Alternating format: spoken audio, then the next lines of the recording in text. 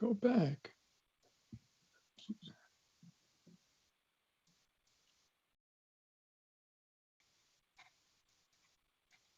Okay, and we're good to go in 5, 4, 3, 2, 1. Hi, I'm Wynn Arias at the National Institutes of Health. We are pleased to welcome you all to the 15th session of the 21st year of a course called Demystifying Medicine. It's really a course in bridge building, bridging exciting developments in biology and engineering, eventually with human health. The sessions are every Tuesday from 4 to 6, from January 4th to May 3rd. The location is indicated on the slide, as well as the course schedule for those who want to see the title of the remaining 3 sessions of this course. Now, anyone who attends virtually, they're all virtual, you attend at least half the sessions and pass a not too complicated multiple choice final exam, you can receive a certificate. For physicians who seek CME credit, the code for today's session is listed 38655. Now, we urge you to submit questions during Dr. Mather's presentation today. Just send it by the send live feedback on your video system, the video cast that you're connected to. Please note that this session and all previous sessions are archived going back for 21 years, and the location is indicated on the slide. If you have any additional questions, send me an email and be glad to respond. Now, the next slide, please. The symbol of the course, the logo, and the first question on the final exam is the Brooklyn Bridge. And today we are discussing what is undoubtedly the greatest bridge, the longest bridge, and to some extent, the most challenging, and that is the bridge between us and the cosmos and what it all means. And that's what this astrophysicist and a clinician, physician, PhD student, whatever, are discussing on the catwalk to bring us together. Next slide. Now, several years ago, I had the pleasure of bringing 2 young grandchildren to visit the Goddard Space Center, which is just on the Beltway outside of Washington. And they were fascinated at the idea of becoming astrophysicists. And one of them asked, what are the criteria? What do you have to be an astrophysicist? And the answer was you needed at least 3 things. One is you had to be extraordinarily adept at mathematics. You had to love physics and learn and study physics. And perhaps most importantly, you had to have extraordinary patience. So John Mather, who is our speaker today, fulfills all of those criteria and many more. He graduated from Swarthmore, where he excelled in mathematics and physics, and received his PhD from UC Berkeley in astrophysics. In 1970, he came to NASA as a project scientist and principal investigator into what later became known as the COBE satellite project. In 1989, the Cosmic Background Explorer satellite was launched. It cost hundreds of millions of dollars and involved over 1,600 participants. And here's the point, it took almost 20 years or maybe more to convert an initial idea into the reality. It identified the electromagnetic wave occurring from the Big Bang and was described by Stephen Hawkins as the greatest discovery of the century, if not of all time. In acknowledging this extraordinary advance, John Mather and George Smoot shared the Nobel Prize in 2006.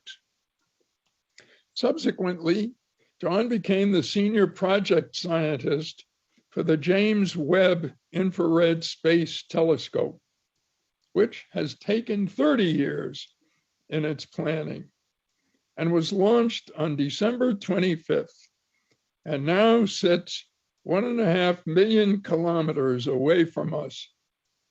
And we all anticipate, as certainly the scientists involved in this do, learning what the Webb telescope is likely or hopefully will teach us.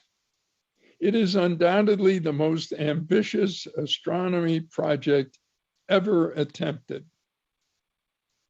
Now, the Hubble telescope, its predecessor, was at about 200 miles above the surface of the Earth.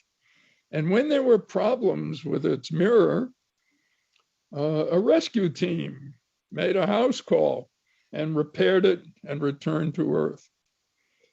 But unlike the Hubble, the Webb telescope cannot receive a house call. After all, it's 4 times the distance from Earth to Moon away from us and way out there in very different circumstances. That's important because it indicates that the scientists involved have to consider every conceivable problem that could arise in the design and all features of its execution before the Webb telescope appears in space. And this staggers the imagination. It is truly amazing. What is it going to do? It should give us a brave new view of the cosmos and hopefully of life. And so it's really a great honor and pleasure to welcome John Mather back to speak for the 3rd time in the Demystifying Medicine course. And the title of his talk is Demystifying the Origin of Everything, the Universe and the Life Within It. John, thank you again for joining us. Well, thank you, Win, for the lovely introduction. I must say, as you tell of the heroic things that people are doing, I'm thinking, well, we have to treat our spaceships exactly as well as we treat a telescope. So when we send people off to Mars, we're going to have to be just as careful to make sure that we've taken care of everything that could possibly go wrong, because those people are precious too. So your territory, including medicine, is just as important as physical engineering. So we're going to need your help to make sure they're happy when they get there. So now I want to show you some slides to tell you a story. And if I succeed in my task today, you will still be mystified but the mysteries will be different.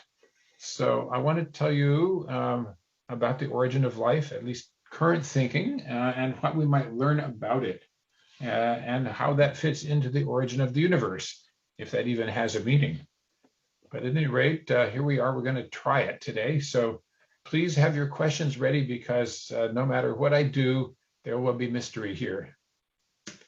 So Lucretius talked about all of this a long time ago, and even 2,000 years ago, it was already suspected that the material is made out of atoms. And he couldn't yet know that there were many kinds, but he knew or could see evidence that sure enough, when water evaporates, it must turn into something else, and it doesn't just disappear. You can get back maybe. So there was good evidence for the atomic theory 2,000 years ago, but they had no idea about this story that Lucretius is telling us about, how the bits stick together and how they become big enough for us to give them names, and then they fall apart and disappear. So this isn't so different from what scientists now tell us. He was quite a thoughtful guy. So to fit a little bit into the format of these talks. What is the disease that we're working on today? We don't know where we came from and how it worked. So the therapy, we have to build stuff to discover stuff. We have to invent equipment to discover new phenomena. We have to measure. And then, of course, after we build it, we have to use it. That's what we're about to do with the Webb telescope.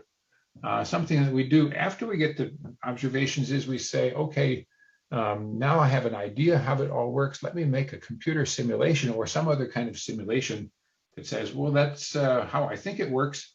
Does the movie that I can make with a computer look like the real thing? So as astronomers, it's very rare for us to be able to go visit another object. We're quite limited to a few things here in the solar system. So everything else that we look at way out there is observation and observation alone, followed by storytelling. If we're very good at the storytelling, we call it a theory, which of course is not what the public means by the word, but that's what astronomers and physicists mean. A theory is a great story that explains just about everything in a preferably quantitative fashion. So what do we know? We know the basic physical laws of nature. We know how matter seems to work. We are missing a few bits because we don't understand quantum gravity, if there is such a thing. We don't know where the dark matter and the dark energy come from or what they do, except they have effects on what we see in the sky. We're pretty sure as astronomers that they're out there, but we don't have a place for them in the rest of science. So pretty much a mystery. We know from a long time ago that the universe seems to be expanding. Different parts are rushing away from us. And we know that it has been unstable. And the complexity has spontaneously emerged. And that's something you don't really learn very much about in school, because you take your chemistry courses and they show you how to calculate equilibrium. But in actuality, everything that we have learned in our history is out of equilibrium. It's a intrinsically historic thing, which means, of course, there is complexity of every sort. And we're never really going to be able to tell you the whole story about anything, because it's everything depends on what came before. One of the reasons it's also interesting why people love history books, and our own stories of our own ancestors are fascinating because of that. Anyway, we don't even know whether similar conditions to those we have here in the solar system would produce life again or not. We would sure like to know. Is life rare, or is it very, very likely? And another version of that question is, well, if there are habitable places elsewhere in the universe, well, how far away are the good ones? And where are the neighbors, and what are the neighbors like? So far, as you know, we haven't heard from them, but we know what we have to do to find them. So there's a big change in the perspective since I was a child. When I was little, we basically didn't understand any of this. We thought life must be extremely rare. We didn't even know how planets formed, and we thought planets might also be rare. Very unlikely stories were invented about how the planets were formed by colliding stars, because people didn't know where the stars came from either. There's a thing called the Anthropic Principle, which points out that if the fundamental constants of nature, like the gravitational constant or the fine structure constant in physics, were a little different from what they are, then things would have been different. So we don't know whether that means anything or not, or whether there's whether there's some story that explains all of them together. So the prevailing opinion was, well, since this is so hard to imagine, it was obvious that life could not have originated here. It must have come from somewhere else. And then that's another hard problem. So we still don't say we understand it, but now I have a different perspective. Many people share, I think, that there might be a theory of everything in physics, so that there are not really all those random sounding constants of nature, like the speed of light and the fine structure constant and the gravitational constant. Maybe there's a story that a future Einstein will give us that says, well, here's where the numbers come from. It might also be that metabolism and life are the most natural responses for a physical system that has energy flows in the right places. So how are we going to answer? Well, we have to go measure. My response to everything, we have to go measure. So here is the condensed story of how did we get here. Number one, quantum mechanics determines the properties of everything. All those little atoms that Lucretius was talking about, they have shapes and stickiness. They stick to each other in patterns that depend on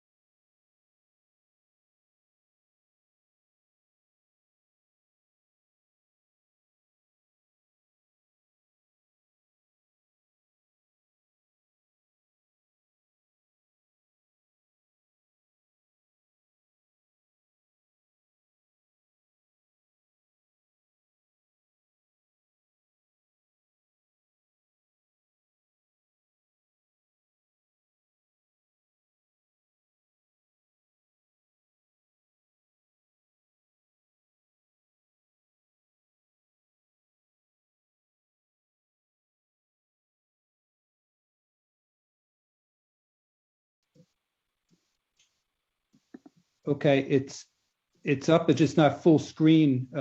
Maybe you can make it a full screen again, Dr. Mather. Okay, let's see, what was I doing before? This is good. Oh, The video cat. Winston Yes, Churchill. Yep. Yeah, hold on a sec. Mm-hmm.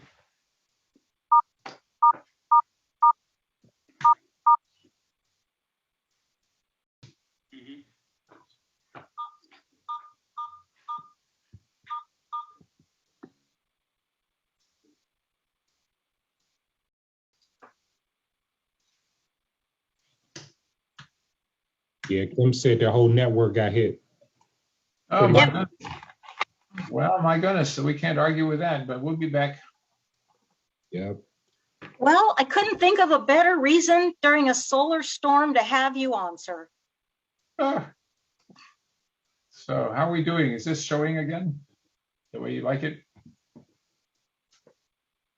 Alex said you were back up. So I Okay. guess maybe take it from the That top. is correct. I'm seeing it online. Looks like you're good. Kim, your video is on, of course. Okay, bye-bye. Okay, And, yeah. Well, thanks, think everyone. I think we're good to go, Recording in Dr. Mather. progress. Yeah, okay.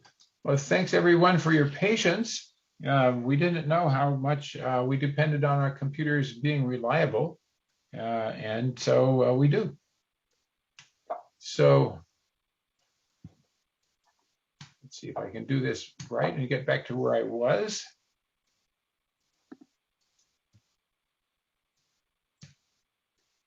So we were talking about the book. Yeah, I think that's perfect. No one has seen the book cover yet. Okay, so I was just encouraging people that this is a great book to read if you want to actually know more than just taking it and getting a little credit for this course. They have worked very hard to explain this in a wonderful way, and I think you'll enjoy it. And anyway, they point out that our living material here is a kind of fourth sphere, above and beyond the liquids, solids, and gases that we already knew about on the surface of the Earth. So you might be surprised to find that Winston Churchill thought about planets a long time ago. This is before he was totally occupied defending Britain. So he was unimpressed by our success and thought, well, there could be more. And this is only a small excerpt of his much longer essay where he figured that it was not unlikely that there would be planets around other stars. And you could think about that and investigate it eventually scientifically. So we're doing it. So I wanted you also to appreciate that astrobiology is now a real thing. When I first heard about it from NASA, I thought, well, I am already an expert. There's nothing to know. I had to eventually back up from that because people have taken it very seriously. There are at least 2 professional journals that are published. There are websites and lots more to know about astrobiology. And if you really want to know, you have to keep up a lot of reading. So I get email practically every day with a new discovery or announcement of something relevant to astrobiology. So we can do this. We are working on it, and it's serious. In fact, NASA sponsored a NASA Astrobiology Institute, and Barry Blumberg was, I think, the first host of it, first person in charge, and we ran it for a while. And that it was a virtual scientific institute, and it's no longer operational like that, but we still take this very seriously. And if you want to find out what we're doing, you can Google NASA Astrobiology Strategy, and you'll find this big book. So we have imagination, even if we don't have a lot of knowledge yet. And that's pretty important because the imagination tells you where to look. So first question is, well, could there be air on another planet? Well, it's usually thought that the greenhouse effect was discovered by Tyndall, but it turned out that an amateur scientist, Eunice Newton Foote, found it in 1856 by letting sunshine into a chamber full of various different gases, including carbon dioxide and water. And she found out that they warmed up much more quickly in the sunshine than ordinary air. So, a remarkable discovery of the greenhouse effect in 1856. Not very many people know that she did that. And of course, She was an amateur scientist, so she didn't even get to visit the meeting of the American Association for the Advancement of Science. But her little report was eventually published. So that's a thing to go look for. Look for carbon dioxide and water because they matter to the weather or climate of an exoplanet, as well as oxygen, which you'd rather expect to be a special feature of living place. So, well, here is Frank Drake's equation from quite a long time ago. People wanted to say, well, what about the space aliens? Is anybody out there that's going to talk to us? So you write together a series of factors you would like to know to predict how many of them there are. So how many civilizations sort of like us, that is to say, technologically advanced, could there be in our Milky Way? And you calculate these various things, some of which you could measure. So the first three, we can actually already measure. How rapidly are stars being formed? How many of them have planetary system, which is most of them? And how many planets are there in each of those? And the answer is about 1 in 5. Seems to be roughly the right sort of in terms of temperature and size. So then the other 4 factors here, we don't know, but we could go measure. The first one, the fraction of planets on which life actually appears, is something we have a chance to measure from a distance because life would affect the characteristic of an atmosphere. And so if life on another planet makes oxygen the way ours does here, we should be able to tell. Now, the rest of those kind of speculative, so we're not going to be able to answer them by direct observation just yet. So now I want to jump back to the history of the universe because I was going to demystify everything, and I'm not going to succeed in demystifying everything, but back in 1929, the fact of the expansion of the Earth was graphically demonstrated by Edwin Hubble. He drew a picture that shows the velocity of distant galaxies going away from us as a function of the estimated distance. And the short answer is the farther away, the faster. And divide the distance by the speed of motion and you get the apparent age of the universe. This is the first time we ever knew there was such a thing as an age of the universe. Now, he got it wrong for various technical reasons, but he did get it. And by the way, it had already been predicted by George Lemaitre, a theoretical physicist and also a parish priest in Belgium. He had his PhD from MIT, and he worked on this same question. A very modest man. He did not claim that he had discovered this, but he actually did. So now we call it the Hubble-Lemaitre law. So it was mentioned earlier that I worked on this Cosmic Background Explorer satellite. So to make a short story just a little bit longer, this was an outgrowth of my failed thesis project at the University of California, Berkeley. And I had just gotten to Goddard's Institute for Space Studies in New York City at the age of 28. And I'm thinking, what do I do now? And then NASA announced an opportunity to propose new satellite missions. I said, thesis project failed, let's try it in outer space. So that became a real thing. Here it is in outer space. It was launched in '89, ran for about 5 years, and did what we said it would do. We actually measured the heat of the early universe, and we measured multiple things about it, but this is the one that made the most difference to people. We measured that it had hot and cold spots, dense and less dense regions.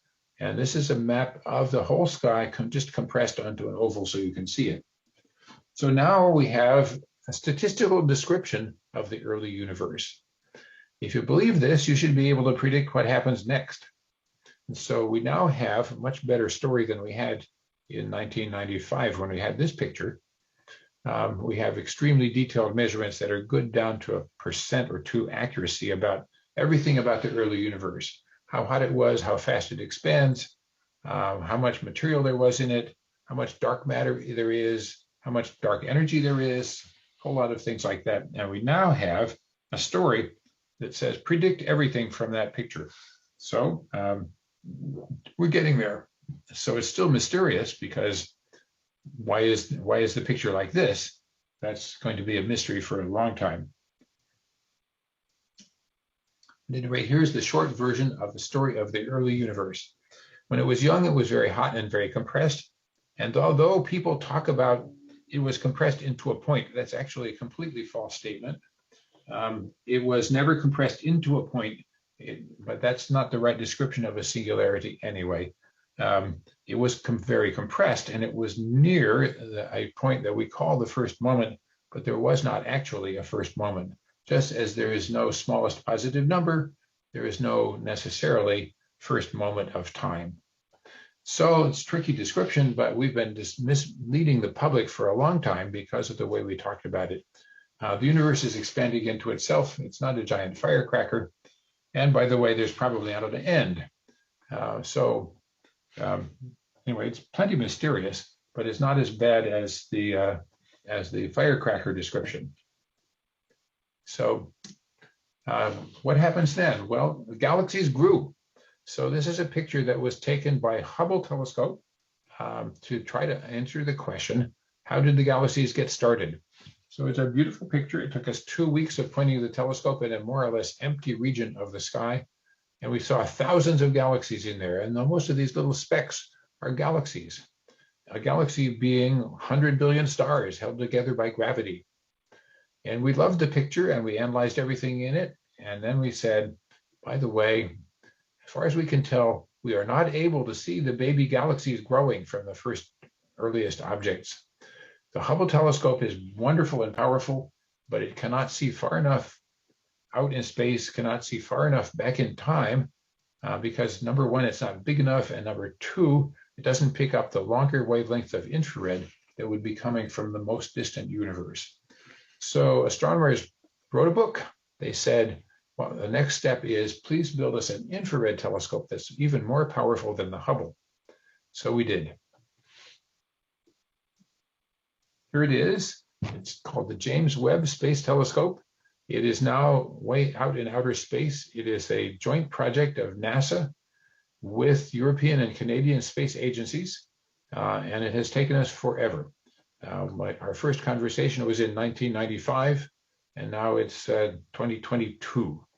And the project was very difficult to do, and I'll show you why as we get along. But number one, the telescope is enormous. That golden hexagon is made out of 18 smaller ones.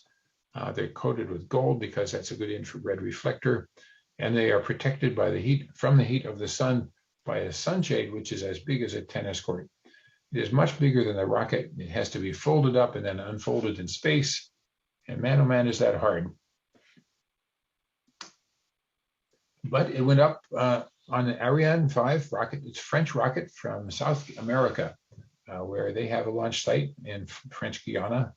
And it was a perfect launch. So we have expectations of now 20 years of good flight operations with the Webb telescope. And this is what we had to do after we got into space. First, we have to unfold the solar panels, then the transmitter receiving antenna, then the frames that hold the sunshade in place,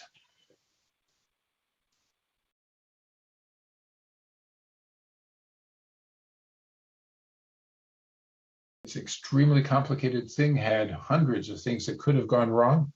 And if any one of them had failed, it would have been a failure. So we had to be extremely good at quality control and looking for every possible mistake. We also had to have 2 of everything when it's possible. So you see now we're unrolling the covers. Every mechanism had 2 ways to set it off. Every motor had 2 electrical windings and 2 controllers. At any rate, here we are pulling on the cables that separate the 5 layers of the sunshade, so the telescope will be cold. It runs about 40 degrees Kelvin, 40 degrees above absolute zero, way out there in space.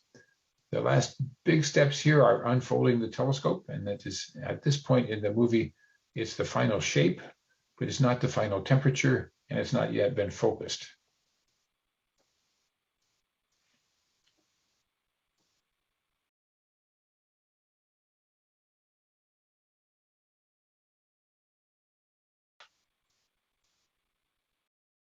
So you might ask, isn't that awfully complicated? And the answer is yes, But as far as we know, there was no other way to get after the scientific investigation that we wanted to do.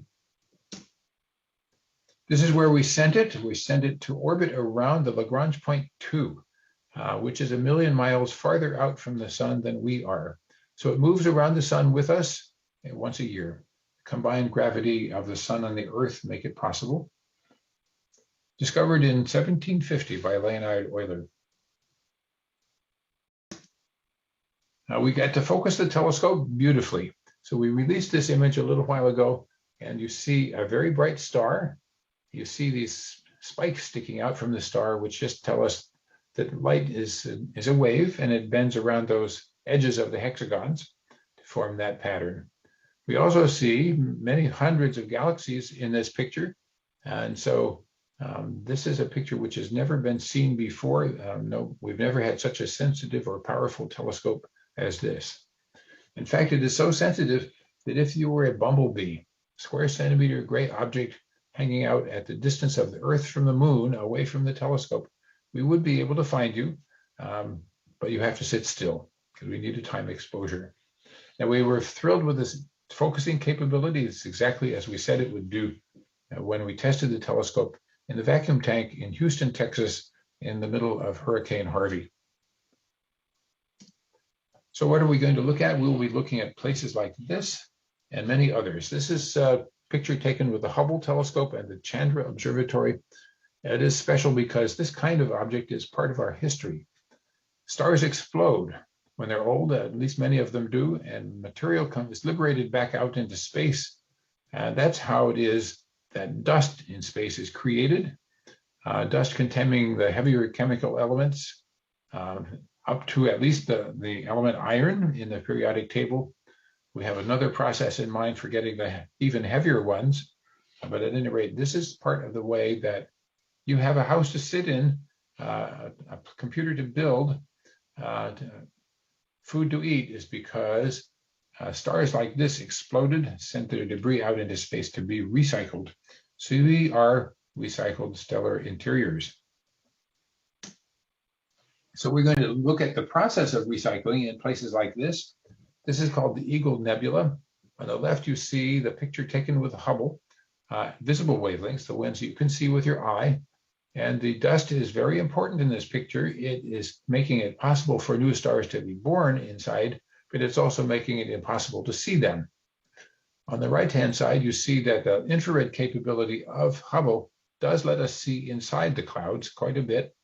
They're much more transparent, but even so, we can't see all the way in to see the planets and stars being born as we speak. So we'll be looking at places like this. And we will be looking in the solar system to see places that could be alive. This is, everyone knows about Mars. We've been hearing about its possibilities for centuries, actually. Europa was discovered by Galileo, and now we know that it has an ocean covered with ice.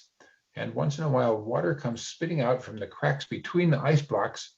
And we'd like to know if that water has organic molecules in it, as it might if that ocean is alive, even only bacteria.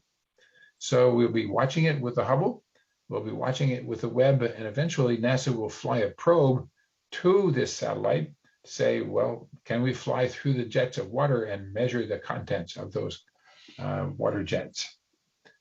We will be flying out to Titan with a lander and a helicopter in the 2030s. We'll be watching it with the Webb.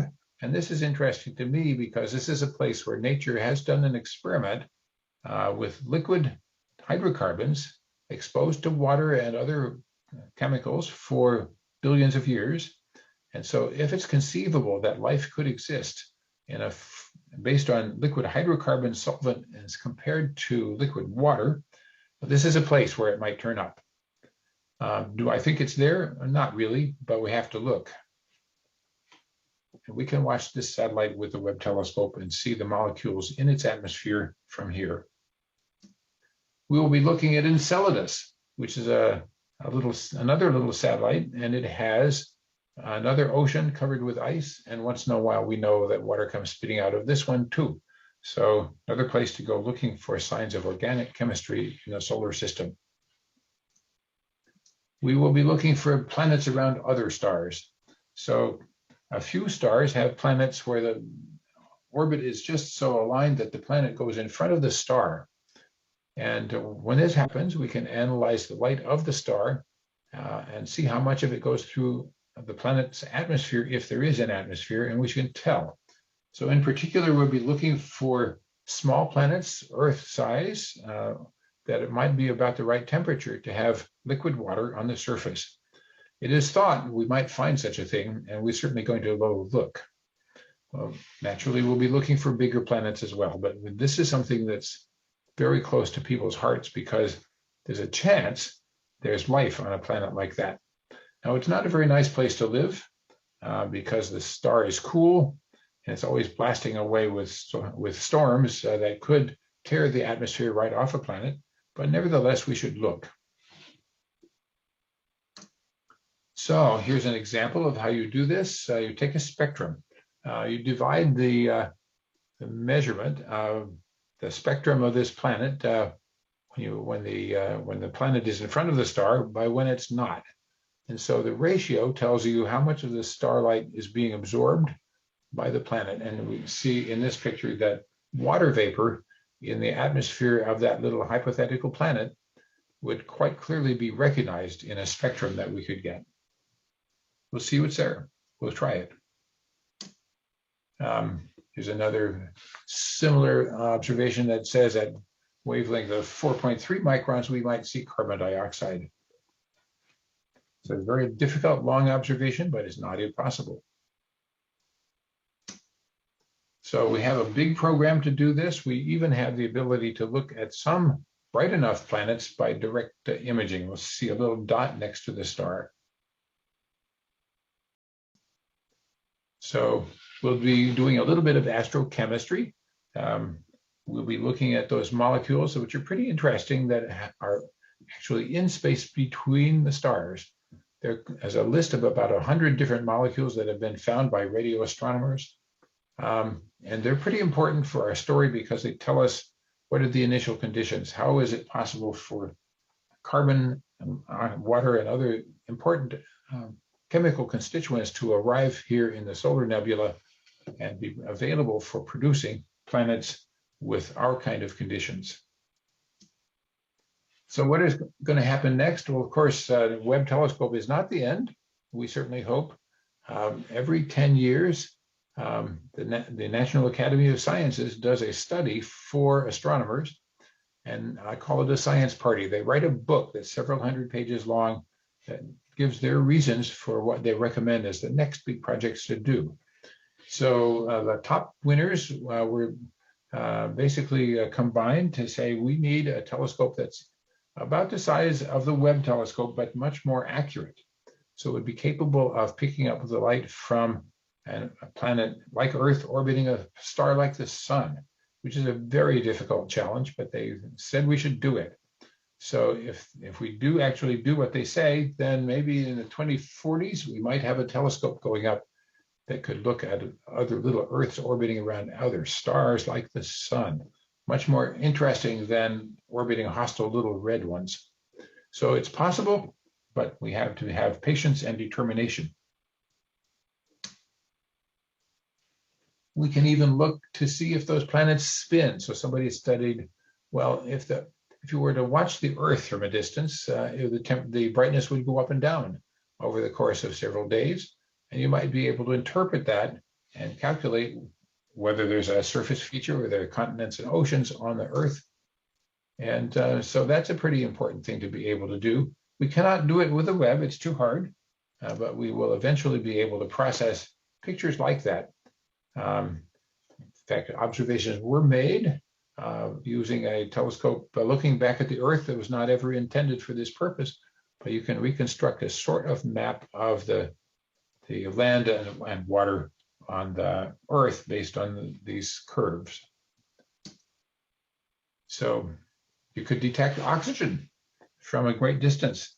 This is a spectrum showing the reflected light of a planet and how bright it was. And a sort of remarkable thing is that you don't think of air as anything but transparent, but there are a few wavelengths where oxygen is opaque in visible wavelength range. So if you built the right kind of equipment, you might be able to see it. So it's a really special discovery and recognition that you could see oxygen on another planet, even from the ground here on Earth, because those atmospheric lines could go through air enough.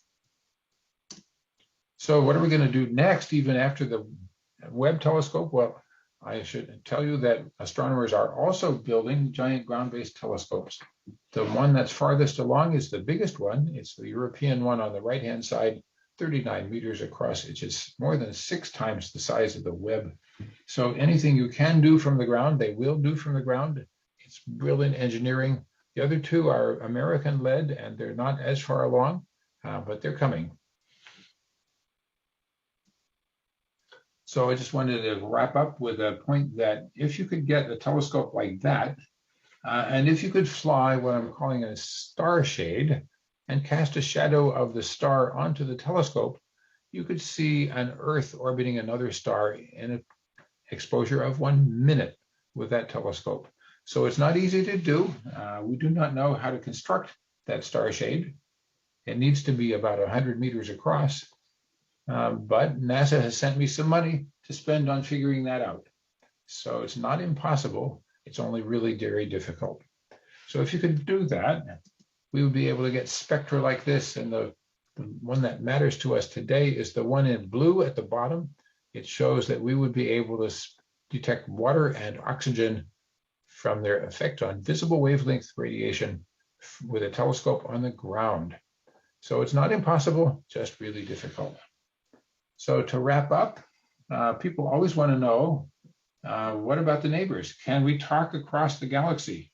And the answer is yes, of course we can. We have the equipment, but only if the people on the other end have the same kind of equipment and they know how to tune it up to look at us. So far we have not found anything, even though we've been looking. So we cannot actually get there physically with anything ordinary. The fastest speed we can get is about 1/20,000th of the speed of light. So it's going to take forever to get 4 light years away, even to the nearest star. So people want to know, well, how come we haven't been visited by space aliens? And my answer is, well, even if they're out there, it's an awfully long trip, and why would they bother? So I don't think they're going to bother us, and I don't think we're going to get there either in person. On the other hand, maybe artificial intelligence can exist as its own life form. That's pretty scary for most of us, but it's not logically impossible. So maybe it will happen. And maybe somewhere in the galaxy it is happening. But even so, it's a long trip. So even artificial intelligent life might say, why would I want to go that far when it's nice over here? So let's wrap up and see if I've mystified you enough, but also ask this question: what is the meaning of life? And here's one answer. Let's have questions. Thanks.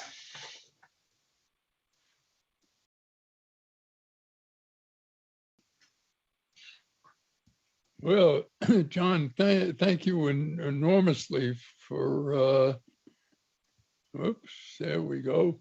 Thank you enormously for an incredibly exciting presentation that will give everybody things to think about.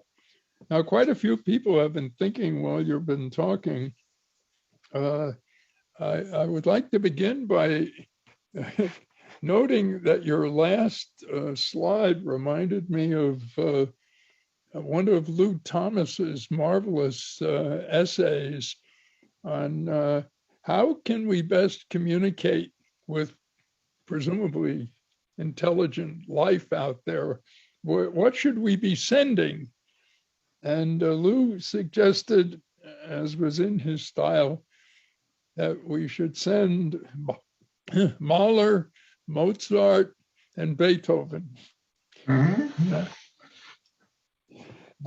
This has been a project, you know. We sent a probe out of the solar system. We put a little record on it with symbols, and I think there may have even been a little bit of music on it. there's a new project where people are actually collecting ideas for what to send on the next one. And I voted that we should include, among other things, the Declaration of Human Rights from the United Nations. So we'll see. We haven't exactly lived up to it everywhere, but it's something we said we wanted to do. So I think if we can send a probe, then we can do that too. But if we want to send what may be the best expression of civilization, music would seem to be a very good idea at any rate. Yes. Well, let's see. We have several questions where people have asked, how do you decide from your analyses, what are the criteria as being suitable for life? And several people have pointed out that there are species that we know of that can exist in an anoxic environment. So do you think is it conceivable that some form of advanced species can actually survive and multiply, divide, and so forth in an anoxic environment? And if so, how would we know that? Good question. Well, there's multiple questions here. One is, could there be life in these places? And I think we have learned that pretty nearly every place on Earth that's wet has the possibility of life. Cold or hot, low pressure, high pressure, extreme one way or another, near radioactive objects. All of these places seem to be capable of being alive. But on the other hand, if you want to know what does it take to have an advanced civilization that we imagine is like ours, then such a place might need to support arms and legs and communications. And so the requirements for that might be a lot more strict. Another part of it is, well, if you wanted to find out if there's life elsewhere, there are only a few things you can do. Either you get lucky, you can listen to somebody transmitting something, like maybe they have radars that they use to travel with. Radars can be picked up from a great distance. So maybe we'll pick up radars, not yet. The other thing that's pretty obvious is look for oxygen, because here on Earth, it's very reactive. It wouldn't be here if it weren't continually being replenished by plants and algae. So those are the sort of two basic strategies. Look for something that's transmitted by an advanced civilization, and look for oxygen or something that tells us that something weird chemical is happening. So, but it's tricky. Unless you can go pick up a sample, you're not really ever going to be 100% sure. So, which is one of the reasons that the solar system objects are so fascinating. So you think about, is there a possibility that given the requirement of hydrogen to create stars or participate, is it conceivable that the universe would run out of hydrogen at some point?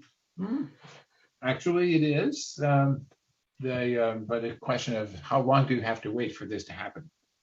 And at the rate we're going, the Milky Way galaxy will probably keep on forming stars for tens of billions of years more, because there's plenty of material that's still falling in from outside. And on the other hand, as the universe gets older and older, the most distant parts are running away from us pretty quickly. So eventually it's going to be boring to look out because we won't be able to see the other galaxies. So, but that's a long time. Yeah. So to give a little perspective, the solar system will last about 5 billion years before the sun swells up and then shrinks into a white dwarf star. And we have about 1 billion before it gets too hot here to live the way that we do now. So that's still a long time. There are a series of questions having to do with sort of the nature of formation of the cosmos. One of them is, do small structures form first and then aggregate, or do large structures form and then divide? Do we know that? We have lots of opinions, which means we don't know. Simulations of the formation of galaxies say the first things that happen is small objects form in the galaxies, and gravity then pulls the small ones together to make big ones. Sort of like just as you see when the water runs down a hillside, you see small streams and they merge together to get bigger and bigger. That seems to be the picture that turns up in the simulations. On the other hand, when you ask, well, how do planets form in solar systems, it might be the other way around.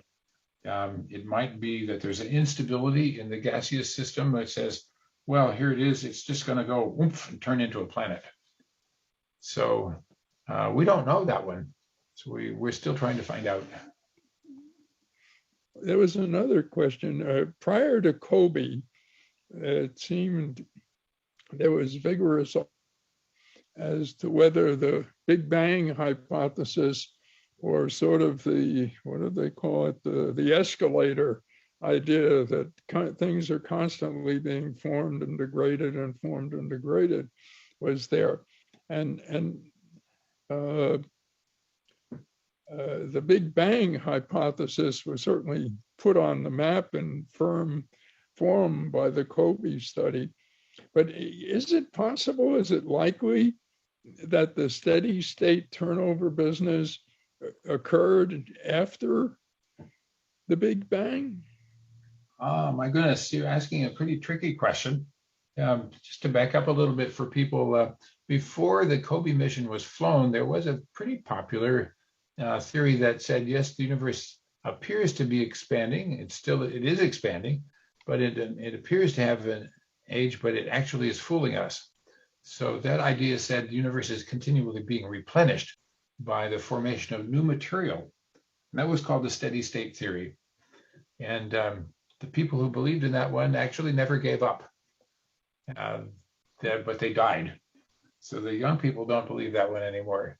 So there was a story, when I showed the first results from the COBE satellite at the Astronomical Society, the person chairing the session was a person who believed in the steady state theory. I got a standing ovation for my chart, and he said to somebody, they've swallowed it hook, line, and sinker. By the way, for those of you who are interested, John and his colleague, John Bosla, has written an incredible, exciting book to read called The Very First Light, which is an extraordinary book that combines the human element of how the COBE expedition came about. It really is a spellbinder, and it's not a textbook in astrophysics, but there's a lot of physics in it. Yeah, and there's a second edition that we wrote after the Nobel Prize came to put in the story of that part. Oh, that's good to know. You have the original there on. Yeah. So Yeah. there are other questions that have to do with sort of balancing how society spends its money. And so one of the questions is, how can the cost of cosmic science be reduced? Well, I don't know, get smarter people. That we're working on that too, aren't we? But seriously, some things are just hard to do. And so if you really want to know these kinds of answers, you need a big project. I often say, well, Columbus didn't sail across the ocean in a fleet of rowboats. He needed a bigger boat. So some things you just have to have the big stuff. Well, maybe someday we'll get smarter and be able to do it cheaper. That does happen. As technology matures, things do get cheaper. So we could slow down a little bit, but I'd like to make sure that we find out the most important things before we can't. There are some things that are happening to us that do limit our ability. And for instance, this fleets of communication satellites that are going up now, people are going to use them and they're going to be very popular for communications, but they do interfere with astronomy. So we don't want to sort of terminate our efforts before it's time. So another part to that is this linkage between sort of military-based technology and science, public science, astronomy, astrophysics, and so forth. It seems that advances in the military-based technology, GPS, I suppose, being the most well-known, eventually facilitated cosmic exploration. So do you think, are there currently secret military security technologies that are likely to have a similar effect on cosmic exploration? Good question. Well, of course, I don't know them, so I don't know for sure, but they certainly are things you could imagine that they ought to be working on. So if you really want to know more detail, there's a lovely book called, and it's a little discouraging, but also fascinating, Accessory to War by Neil deGrasse Tyson and co-author, a historian. And they explain how astronomers and military people have been working together for centuries. Galileo sold telescopes to people who wanted to know about commercial reasons and also to soldiers. They needed to know things at a great distance. So it's not a surprise that we've been sharing technology, but usually the military has more money than the astronomers. So once in a while, we get to use something someone else has invented. The Hubble is a prime example. We had about 20 spy satellites the size of Hubble before we put up one astronomy satellite for Hubble. So it's amazing what a military budget can do when there's a great need. But still things are sort of off limits in terms of whatever the military and the security people are up to. Well, it should be, but things happen. Another example, by the way, is it's called adaptive optics. Atmosphere is turbulent. When you want to look up through the Earth's atmosphere at stars out there, they're fuzzy. So it was imagined back in 1953 that you could compensate for that. And then it was invented and classified immediately in the 1970s. And it was reinvented in the 1990s in France. And of course, you can't classify French astronomers. So now all astronomers have access to this idea. Military secrecy can last for a while, but not forever. So another question along that same line has been asked. There seems to be a current international race into space for various reasons. And that would seem to provide challenges and opportunities for future joint exploration. So in your view, are these international efforts competitive or cooperative or both? Okay, well, the Webb telescope is a cooperative one. Europe and Canada and the United States all work together on it, contributing similar proportions of their budgets. And so all those astronomers are allowed to use the telescope. I should add also, so can anyone else if they send us a good proposal. For pure astronomy, pure research, we do cooperate. But it's also pretty clear that there are reasons not to cooperate when somebody might have hostile uses of the same ideas. So China is not cooperating with us. Russia now is cooperating maybe a little bit less than they were.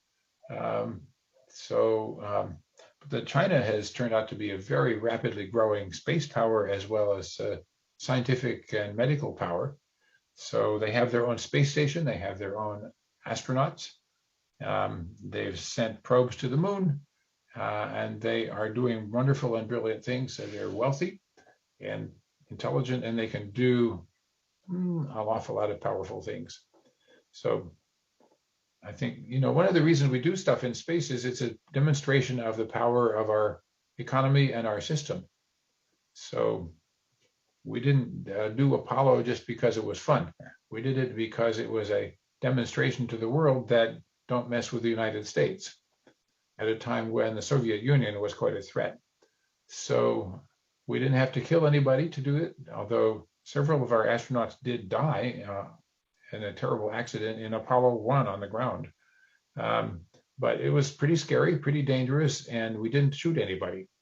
So it's a big deal for foreign policy. So it's not just for curiosity that we do things at this scale. Interesting.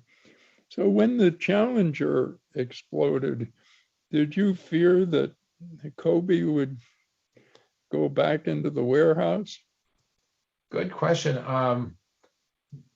I feared it for a little bit, but my management and my engineering colleagues said, we'll find a way. We will find a way. It's possible. And we had to rebuild the entire spacecraft for Kobe to go on the rocket instead of the space shuttle. So it worked. It took us about 3 years to make the conversion, and it went up and it worked. So that was a little bit terrifying, but it worked. So there's also a question of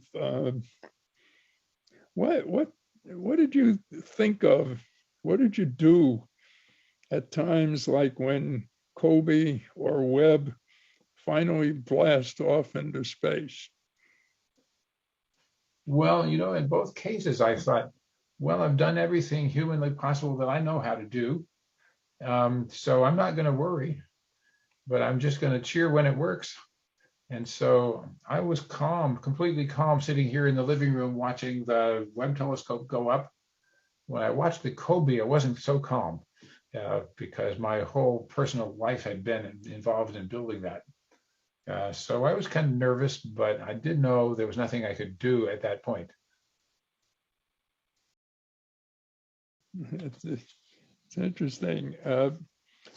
Here's another interesting question, I think.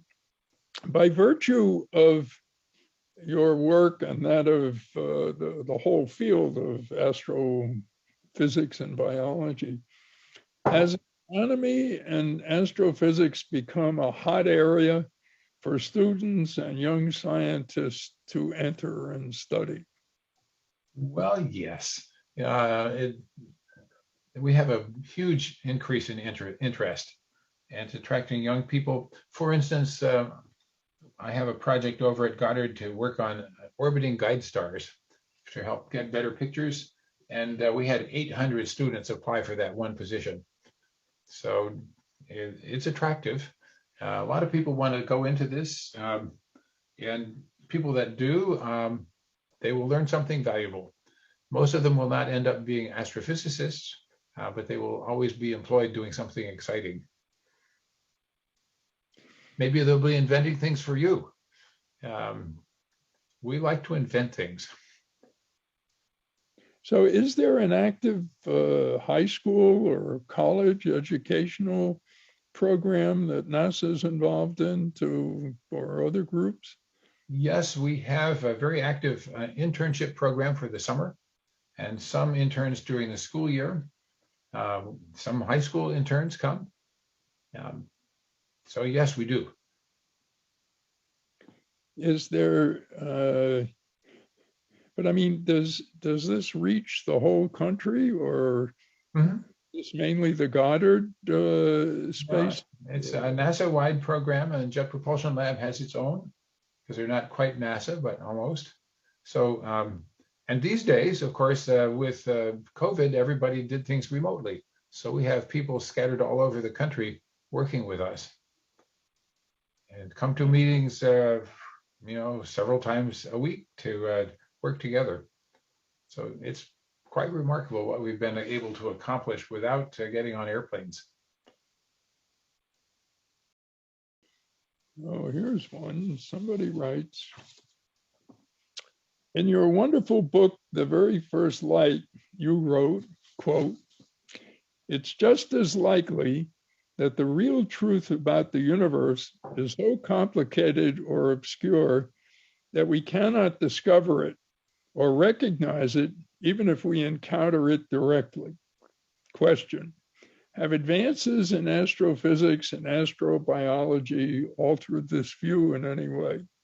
Oh my goodness. Well, I think there are some things that are going to be permanently mysterious. You know, we've found this evidence of dark matter and dark energy, and we have no clue what they are or where they fit in physics. There's no evidence yet found anywhere in a laboratory.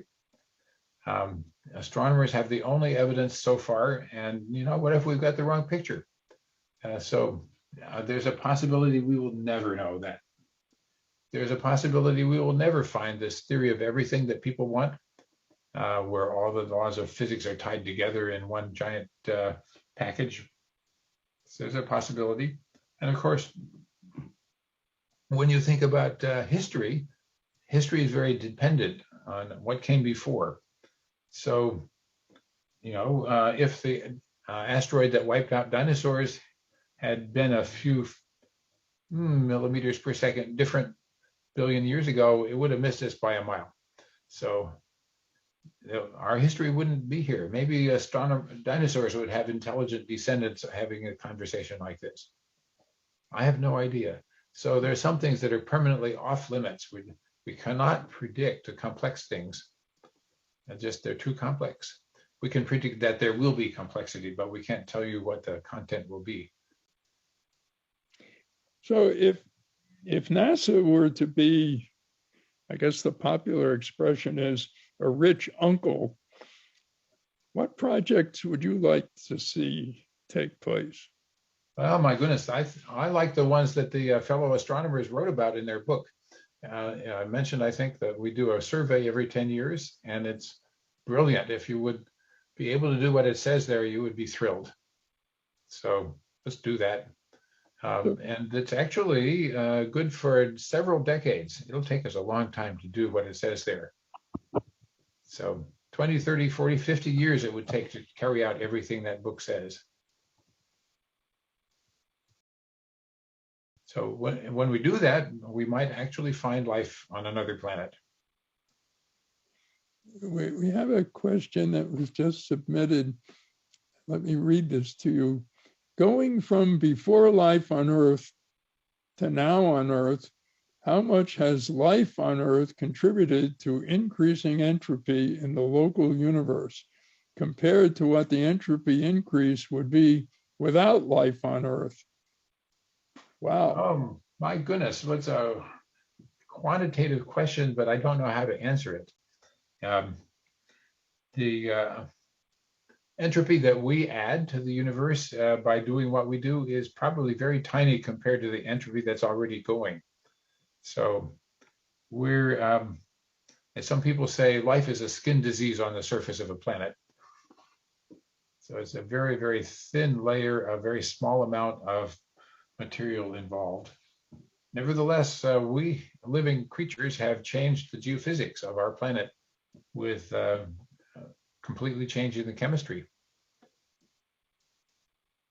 So speaking of changing in physics, we just received another question. What would it take to dramatically increase our highest spacefaring speed up to 1/220,000th the speed of light? Yeah, well, that's about how fast we're going now. And the question is, what can you do better? Well, right now we have chemical engines. And chemical engines we've got the list of chemicals, and that's what they do. So to do better, you have to have a way to convert higher energy something. So we have nuclear power. Already we have fission reactors, so we can make electrical engines that push very weakly, but push more efficiently. So we could go faster if we could get a nuclear reactor powered spacecraft. If we eventually can make a fusion power reactor, then of course you can do it even better. But we know how to do the first kind of reactor. We don't know how to do the second kind even here on Earth. But it's maybe not impossible. So that's the next step to try. And there are several companies that say they're ready to do it. I wish them luck, but I don't count on them. Sort of the ultimate that you might wish to get, which is probably beyond all conceivable engineering, but maybe not, is Antimatter Drive. If you could manufacture antimatter and store it up and you could keep it away from ordinary matter, then you could use it later on to release energy and produce propulsion. So way beyond what we can imagine today, but people have written about it for generations because it's obvious that we should try it. Alex has just posed a question. Do you find similarities between stars and galaxies on one hand and microscopic life, cells and signals on the other? Yes and no. Both of them are chaotic in the sense that there's a thing called deterministic chaos in gravity. A chaotic system is one which is incredibly dependent on the initial conditions. So if you started off the solar system with just a teeny weeny tiny change of the velocities of Mercury, you'd get a completely different result. So gravity makes things chaotic. If that asteroid had missed us, it'd be all different. So in cellular biology, there's a much different kind of complexity that goes with the chaos, but there's stored information in the DNA molecules that makes everything a completely different subject. So we can find things that look similar, but the complexity of living material is far beyond anything that astronomers have to think about. Well, it's interesting. I mean, cell biology is a field that it seems to me, maybe you're all wrong about this, but its link to what's called biophysics is really of relatively recent origin. I mean, with decades, but relatively recent. So what do you think about the introduction of discovery of physical principles in the biological world, whereas astronomy and so forth are based to a great extent on physical laws, and we don't have those in the biological system. But in that area, do you think that the next 5 or 20 years we're going to see union? I don't know. What I think is most likely to be helpful is additional inventions of equipment and machinery to help measure things. Yeah. So both biology and astronomy are observational science. You can't predict what it's going to be. You just have to go look. And that's because they're both chaotic and complex. And so they have that in common, both observational. So if you say, well, what are the possible ways that cells could communicate? Well, you start ticking off the ways. Well, pretty much, if you can imagine it, there's some place that living things are doing that. And so anyway, that's a sort of my perspective on biology. It's unlimited complexity. And astronomy has some of that, but not as much. Well, prior to the discovery of super resolution microscopy, biology was restricted to fixed tissues, even though they may be electron microscopy. But now we see things that are beyond the resolving power of the light microscope. So the more that happens, we kind of approach an almost atomic level, no? Is that out of the possibilities? Well, in astronomy, I don't think we're going to get much farther than we have. But I think there are many more possibilities for instrumentation for medical things and biological things. I never had a clue how much computer science would contribute to genetics. But from what I hear, we know the genetic code because mathematicians figured out how to put the clues together. Yes. Very good. Well, I think let me look and see whether there are any more. Oh, there are lots and lots of questions. I didn't see them all, but so let's see. Here's one. What is your opinion regarding the recent involvement of the private sector in space exploration? Oh, well, I'm thrilled that somebody else has coming in with new, different ideas about how to do things. So private sector has been the big part of NASA anyway. We don't build stuff in our labs very often. We contract out for big aerospace companies to build them much of the time. So when a company comes along and says, I have a better idea, we are thrilled.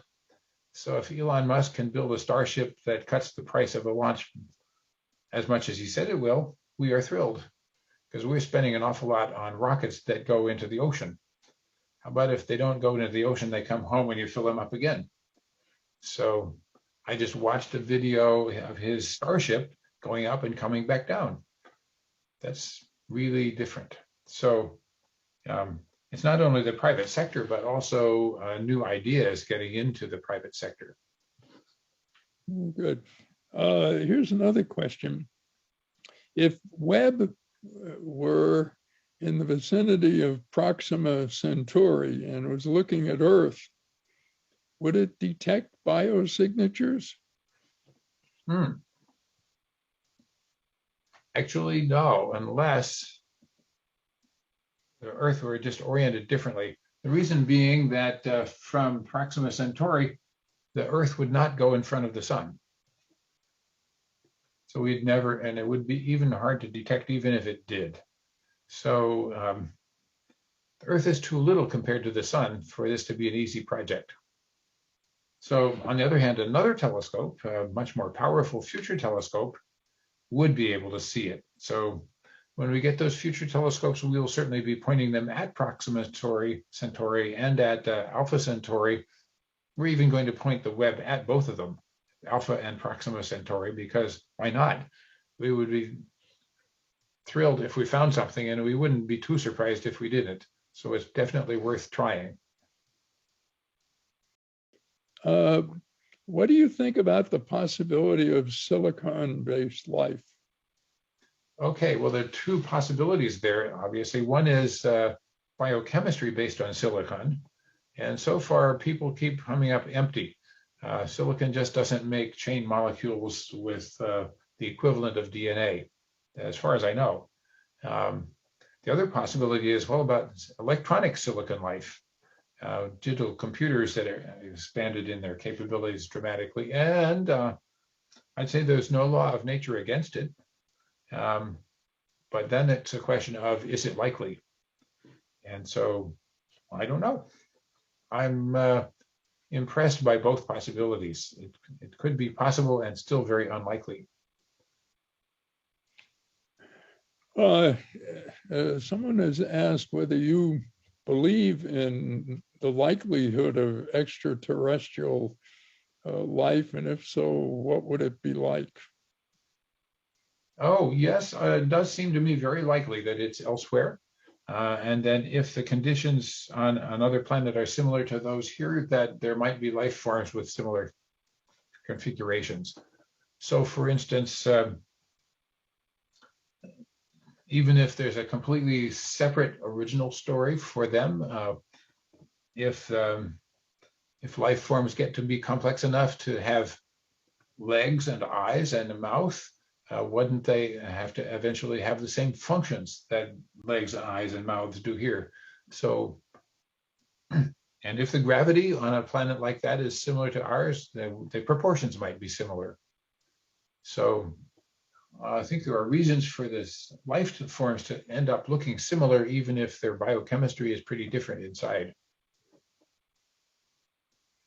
Somewhat along that same lines is a question. So the individual says, I was reflecting on what you said about how biogenesis might be construed as a novel way to generate entropy. In grad school, I had read some astrophysics about how even though entropy rises, we move further away from equilibrium maximum, therefore possibly entropy due to the cosmic expansion. Is this the same idea? Namely, that entropy expansion can lead to biology precisely because of the cosmic expansion moving away from equilibrium even more. Yeah, your question is sort of onto something, because how come is it possible for there to be the instabilities that I talk about? And that's because the universe is expanding. It was originally unstable. And so as it expands and cools, we have a whole series of phase transitions. Hot stuff gets to cool stuff, gets to gas, which can be pulled together by gravity into stars, which blow up and make the chemical elements. And so it's a long series of things that could never have happened if the universe wasn't expanding to start with.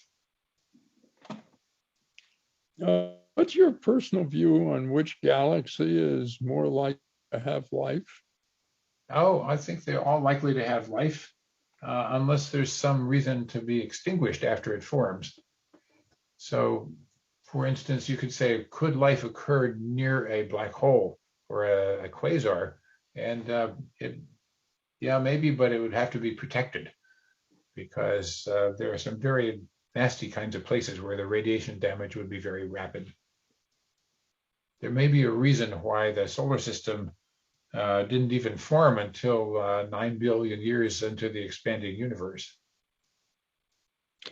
Comment about the relationship between religion and astrobiology and astrophysics?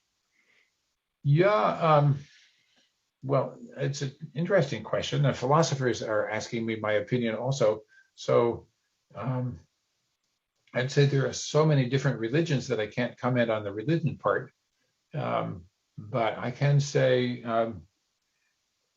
as we ponder the significance and the meaning that we give to the history of the universe, that's sort of up to us. I don't think we're going to look into the shape of the atoms or the behavior of the atoms to find meaning, but we give it meaning because of who we are. We're creatures that have meaning. We tell each other meaning stories. So that's sort of my approach to it. So I don't know how various different religious explanations come to describe the expanding universe and origin of the planets and the life. But I am interested in the possibility that maybe life does not require an extremely rare circumstance. A long time ago, as I said, people thought, well, we don't understand how it works, so it must be rare.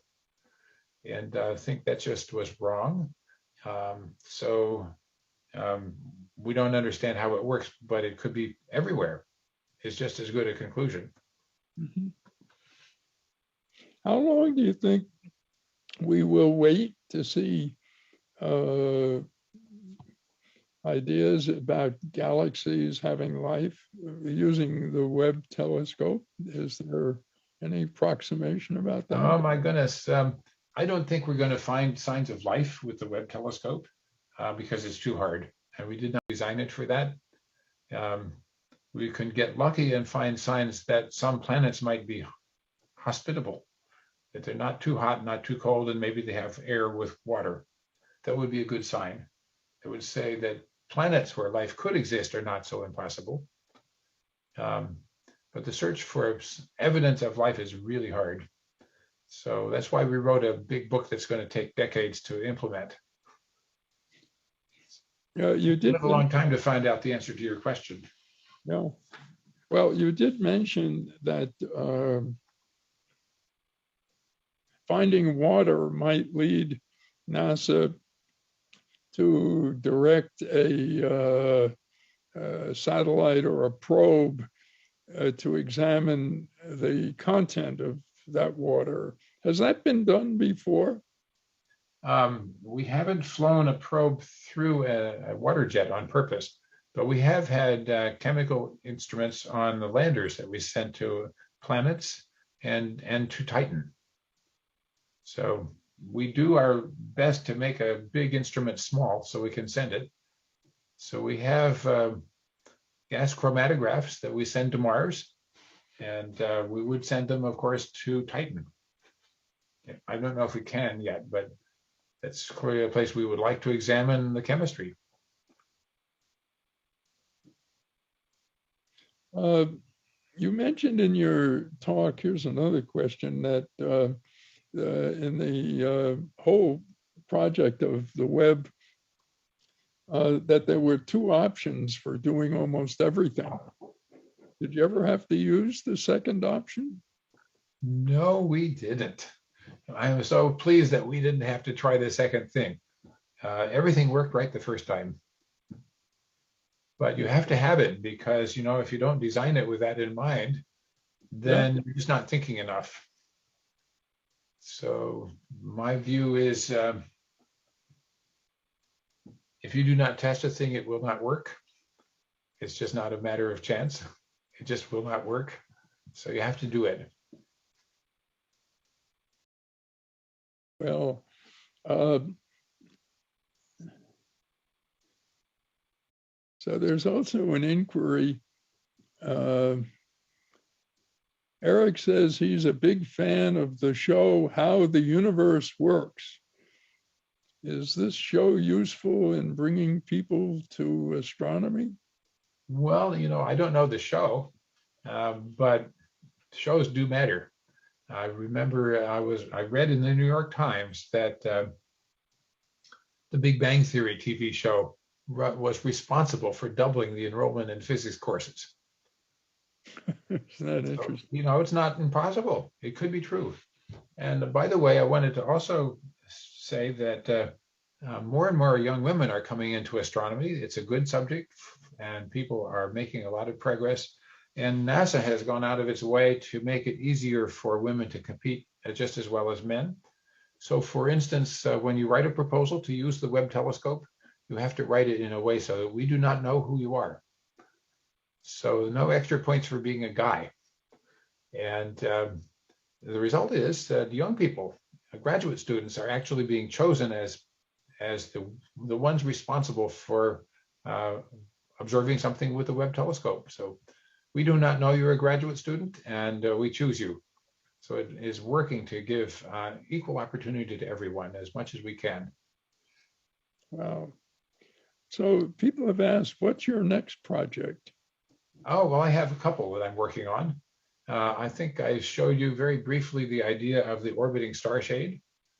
I got some money from NASA, and I'm working on it this summer. This is just a short study to see how do you make something that's 100 meters across that you can still manage. So 100 meters across, that's as big as 2 football fields side by side.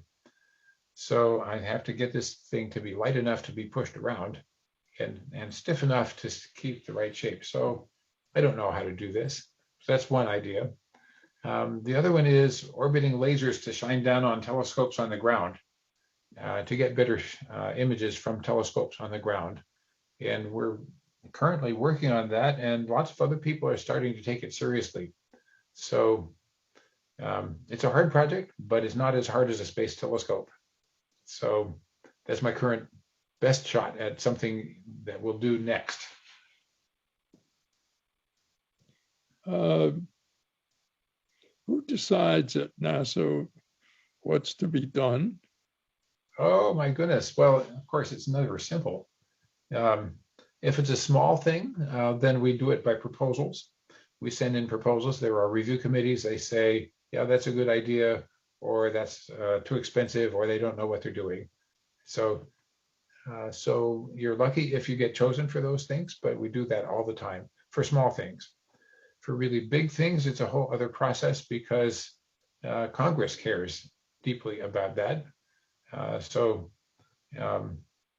We have a different process, and I don't know how to describe it properly, but it's not one which I do. I work on my piece, which is how does this work? What would you do? And then people at NASA headquarters have to talk to Congress, which they do. And it's much more interesting and political than I could possibly appreciate, but I don't do it.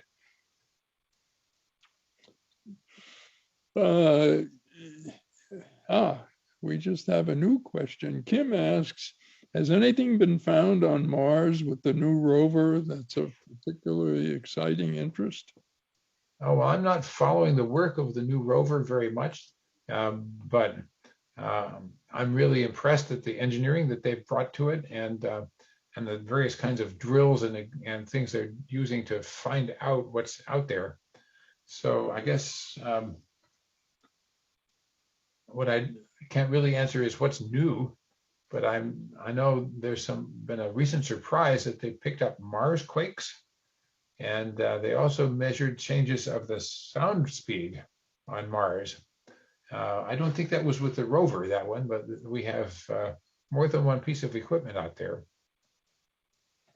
So I think just today I saw that they had to change plan for the rover because the rocks were too sharp and they couldn't roll over them. So it's tricky just driving around on Mars. But when you get close up, you get to do a little bit of close-up geology and say, I'm going to pick up a piece of rock and I'm going to get it ready to bring home. Because as you know, we have a sample collecting mission coming. And so how are we going to get samples for the sample collector? We have the rovers currently going out to pick them up, put them in little sample chambers to get ready for bringing them home next time. Amazing. So I guess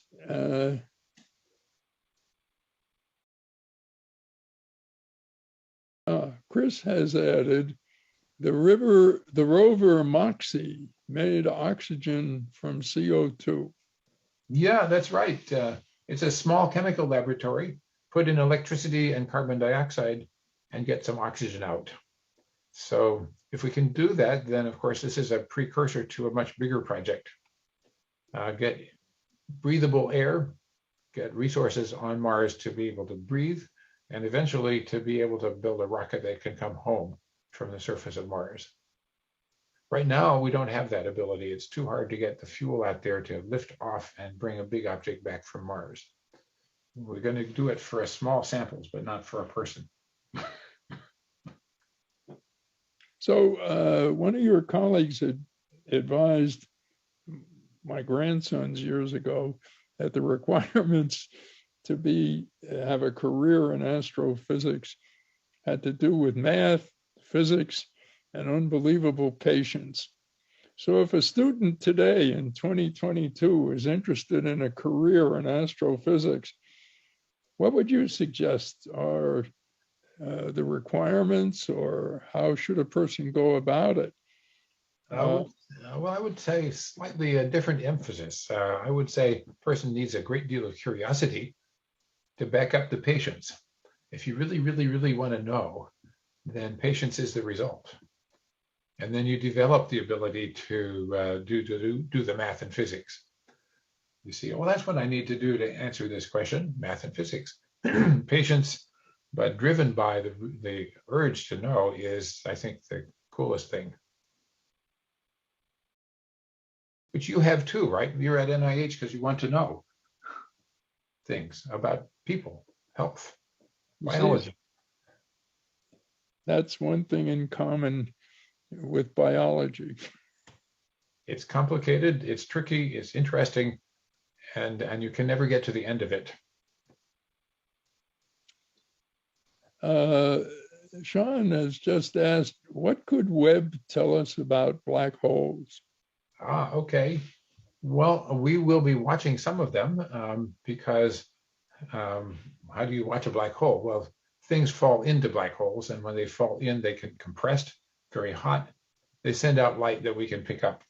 So there are quite a lot of them. Every big galaxy has a black hole in the middle. So one of our big questions is, well, how did that happen? Did that happen because the black hole was there first and the galaxies grew around the black holes? Or did the galaxy form first and produce the black holes? And we don't really have a good way to answer this question yet. But we'll be looking with the Webb at the farthest black holes we can find to see which came first. So, yeah, I think we want to conclude the questions with the one that I posed to you earlier that came from a 6th grader. And that is, my teacher told me that what we see in the sky may not be there physically. So how can they measure something that isn't there? Oh, well, of course, we measure what was there when light was sent to us. But if a thing is far away, then it's been doing something in the time that it took for the light to get here from there. So light travels really fast. but it's not instant. So when you look at something that's a million light years away, you see it as it was a million years ago. So a lot has happened in a million years. So you can see that far yourself. The Andromeda Nebula is about 3 or 4 million light years away. It means you're looking at it as it was 3 or 4 million years ago. And it's turned around, it's spun, some of the stars have blown up, some new stars have been born, and it's not the same now as it was when it sent the light in our direction. So that's just sort of built in. It's not really a surprise at all, but it's still a surprise. Well, I see that, John, you just posted your email address and encourage people to write to you if they have further questions. Yes, please do if you want to. Yeah. So it's john.c.mather@nasa.gov. Listen, John, I can't thank you enough, because this has been a wonderful, marvelous afternoon. And I'm sure that all those who listened and watched are not only thrilled, but enchanted, and to begin to think in a world that normally we just sort of pass by and live under. This has been really a wonderful insight. So thank you once again for participating in the Demystifying Medicine event.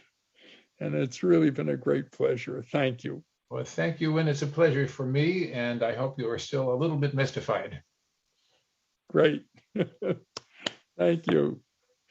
Okay, I think we are concluding.